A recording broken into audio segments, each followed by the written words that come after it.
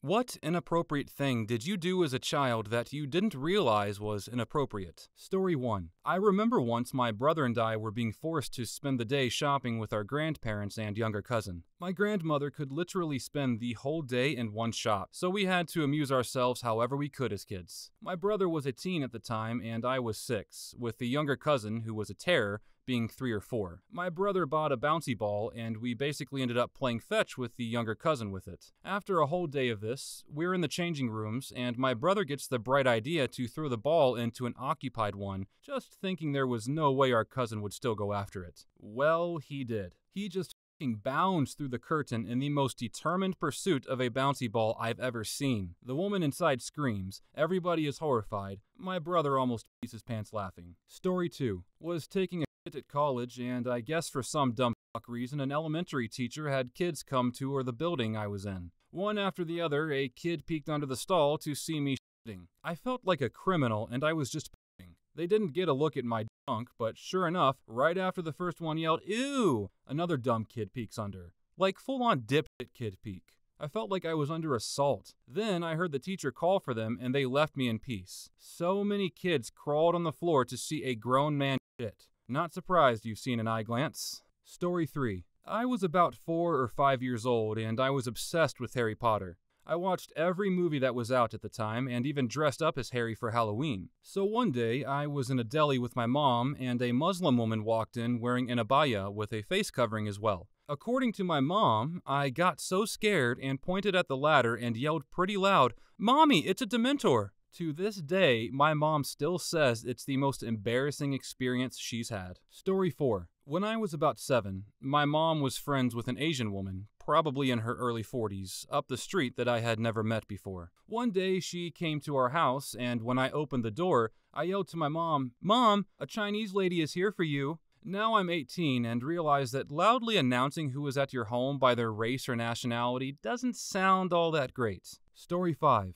When I was in 5th grade, we made a calendar to take home. We each had our picture taken and glued to the cover, and were allowed to decorate it and each of the following months, however we chose. Being 10, nearly 11, there was so much that I didn't know about the world. What made it tick, and more importantly, its history. Prior to the creative masterpiece that was unfolding in class, at home I had walked in on my dad watching a World War II documentary where they showed footage of the German regalia and subsequently their flags. Not knowing any better, I thought the windmill symbol was really cool and decided it should be on the cover of this calendar. One in each corner with my photo smack dab in the middle. No one said anything to me about it. It went through the lamination machine and was sent home with me. I wish I could have seen my teacher's reaction when she thought one of her students had skinheads for parents. So it turns out that the calendar is not quite how I described it above. It's been 17 years, but my lovely crazy sentimental mom actually held on to it. Story 6. So in kindergarten, we had these climbing poles.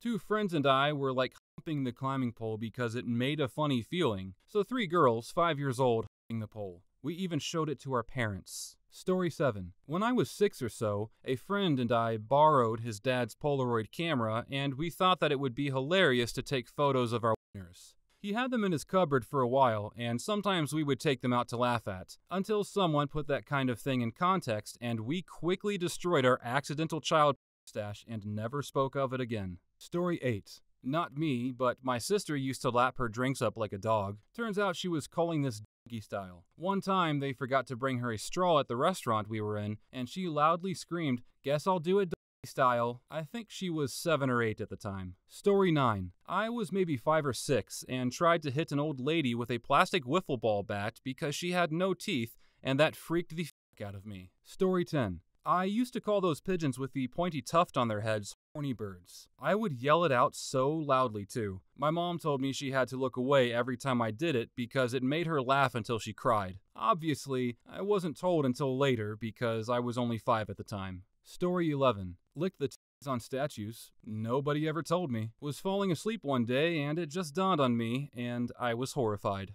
Story 12. I apparently pointed at an overweight bald man whilst shopping with my dad and yelled, "Look, Daddy, it's Homer Simpson." I had a stuffed animal as a kid that was my favorite. It was a Red Bull, and I carried it everywhere I went. But it took me a while to give it a name. I thought, Well, it has horns, so what would a good name be? I named my stuffed animal.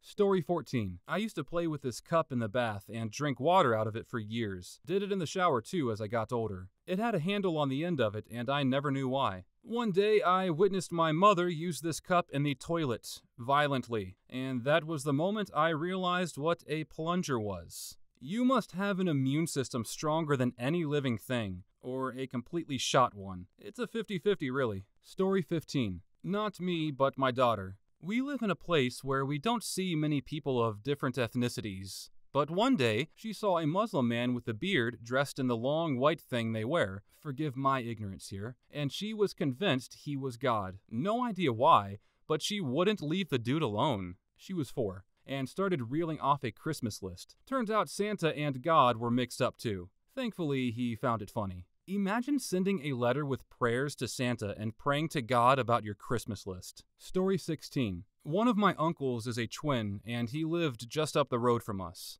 For some context, this was in rural Arkansas, and my family definitely hits a lot of the markers for trailer trash. Nobody knows how this started. I'm guessing he probably saw us in the yard and told us he was going to cut our things off, so we thought it was funny. But my little brother and I would run to the edge of the road and shake our goobers at him when he drove by. We did this from the ages of 5 until at least 10. One of the weird things of living in the country is you learn to identify vehicles based on their sound and direction, usually because they were just junkers with unique sounds. We'd be playing in the back pasture, hear his truck, then just dead sprint to the road to shake our goobers at Jerry. Story 17. I was holding my mom's hand on the right and an older male family friend's hand on the left and thought that holding their hands felt warm and good. So let's extend that feeling to them both and bring their hands together. Got scolded by my mom because she was so embarrassed. Also didn't understand then why my mom forbade me to sit and bounce on my dad's lap. Story 18. I was a serious nudist as a child. My parents could never keep me in my clothes. My older sister would have her friends over, who I had a crush on, and I'd run outside butt naked to see them. There's a story that I still get teased about to this day of when my neighbor called my mom at work to tell her I was riding my big wheel across one of the busiest roads in town, completely naked. Story 19. I would have been about 7, and we were doing a craft activity based on our recent math work, painting a round paper plate with a geometric pattern, with an extension task to try and make it symmetrical in some way. I, being a high achiever, went for rotational symmetry and took inspiration from one of my favorite history books from the class bookshelf. My teacher actually handled it really well. She called me back before break and asked me if I'd come up with it myself or had seen it somewhere before. I happily nodded and took her to the bookshelf, and her dawning realization, oh, is something I'll remember to this day. We ended up having a chat about the book, and she helped with some of my reading comprehension, before asking if I wanted to keep the plate I'd made or design a new one. Story 20. Called my mom a cunt. Had heard a kid at school say the word but didn't know what it meant. We were fighting with mom the same day at home, and she called me a runt, reminded me of a word that rhymed, and the rest is history. Was probably 5 or 6. Story 21. I have an aunt who has one fixed eye. Her right eye doesn't move. I think I was 4 or 5 back then. We were having a conversation and I asked her flat out, "Can you tell me which way you're looking at? It's very confusing." Story 22. I grabbed my dad's girlfriend's and yelled honk honk many times. They both thought it was hilarious. Story 23. When I was younger, I was trying to ask an Asian man what his heritage was, but I didn't want to insult him by asking what country he was from because he might have been born and raised in a non-Asian country. I didn't know how to ask properly. My grandmother always called things made in Asia, and people from Asia Oriental. My 7-year-old self asked this poor Asian man what his orientation was. He told me he was gay. Story 24. I was looking through a magazine on a car ride with my parents, and there was a black bar censoring a woman's tits. So, being the curious child I was, I tried looking under the blackout as if it was some kind of pop-up book. My dad never let me live it down. Story 25. I knew this was inappropriate, but I couldn't control it.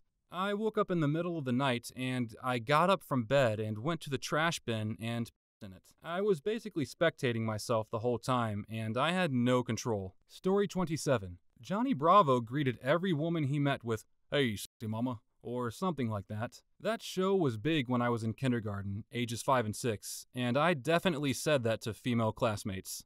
Story 28. When I was a young kid, I used to walk up to anyone, irrelevant of age and gender, and ask them, "Do you have a willy?" "I have a willy." My dad still brings it up from time to time. Story 29. I opened the door. It was the "don't open this door except in case of an emergency" at the Smithsonian National Air and Space Museum. Many sirens went off. Many guards came running. Much loud crying ensued from me, and many tears hit the floor. I was 5. Story 30. We went to an Easter egg hunt at my mom's friend's place, who we hadn't seen in a long time. When I saw her friend, she said, "Oh my God, you got old." My mom was really embarrassed and laughed it off, but I can see the pain in her eyes thinking back on it. Story 31. When my younger sister was a young child, 3 years oldish, my mom taught her to refer to her private parts as her mini, which is a child-friendly term for it in the UK. One time, my mom went shopping with my sister in her pram, and the female checkout worker smiled at my sister. My sister then opened her legs wide and exclaimed, "I'm touching my mini," before placing her hands over her tights in the area. My mom apologized before quickly paying and hoping a hole in the earth would swallow her up to escape the embarrassment. Story 32. I thought it was a massager. Sure, it had a weird shape, but I was just a kid. How was I supposed to know? I thought it was a massager, man. It is a massager, just for your downstairs area. Story 33. My parents used to keep mini bottles of liquor in the fridge, the ones you'd find in hotel minibars. We had to make our own lunches at times when mom and dad were busy with work, and my first grade decided to empty the bottles into the sink and put juice in them to bring to school. My parents got a call that day from school. Story 34. Answered the door naked for a couple of Jehovah's Witnesses. I don't remember it, but my mom loves to tell the story. Story 35.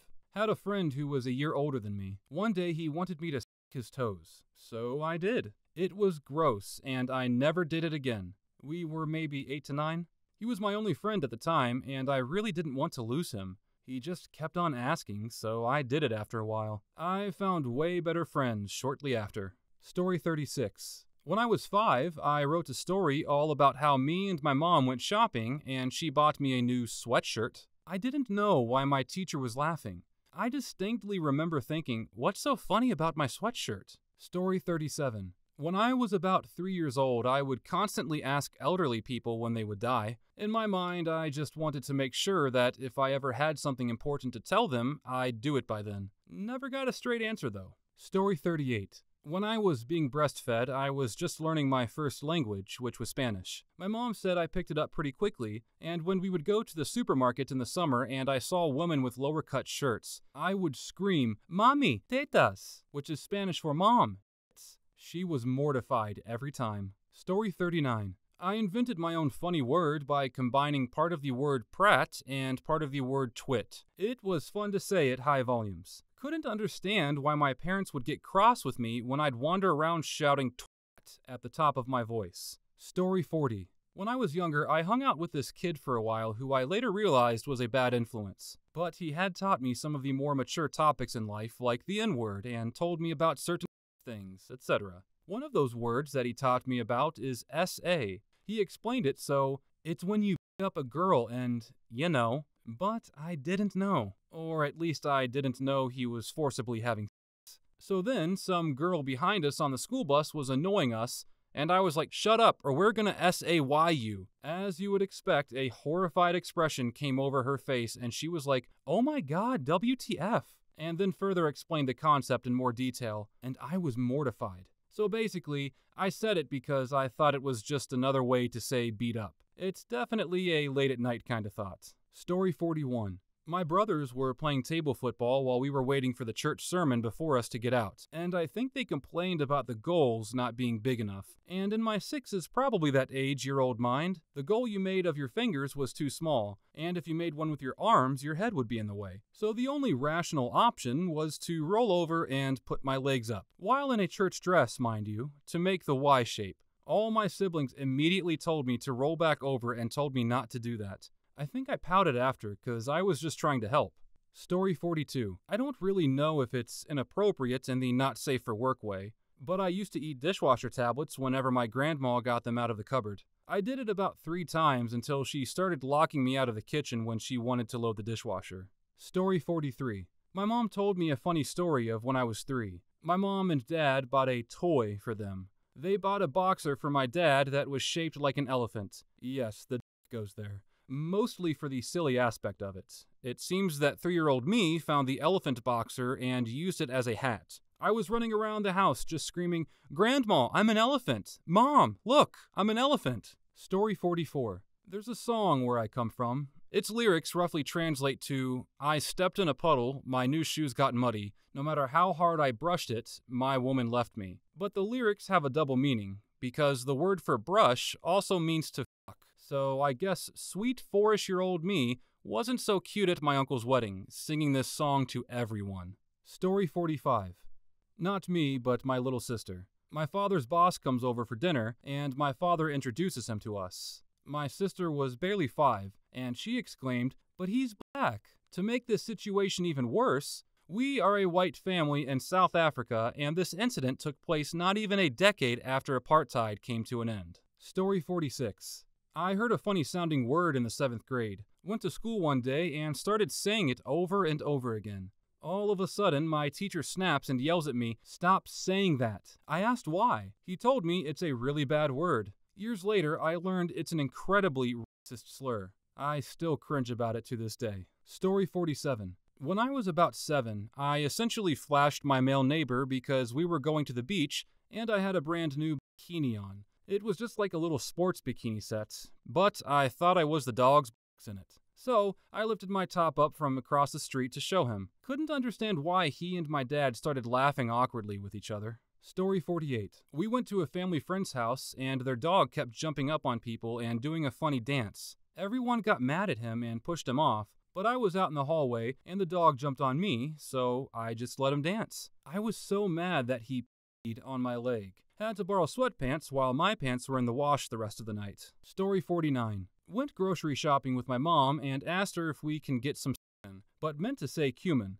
Everyone stared at her and she was just like, "What?" Was young and saw them talking about cumin on a TV show and wanted to try it. To be fair, cumin isn't far off from cumin. Story 50. I said make love not war to my dad once, not realizing that make love meant He stopped what he was doing and braced himself against the kitchen counter and just went, "I'm sorry, what? You cannot say that to your dad." I had a good chuckle.